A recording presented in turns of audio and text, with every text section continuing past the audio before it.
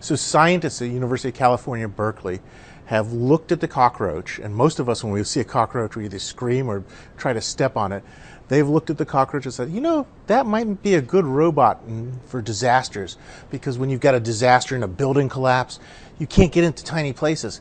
So the amazing thing about cockroaches is they can squish themselves to about 1/4 the size that they normally are and still move very fast. These cockroaches out in the open can move about the equivalent of 140 miles an hour for us.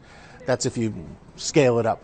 When you squish them down, they could still move the equivalent of 70 miles an hour. That's still pretty fast. So they said, well, let's make a robot that works just like a cockroach. So it's a palm-sized robot, and it can compress 50%, not 1/4 like a cockroach.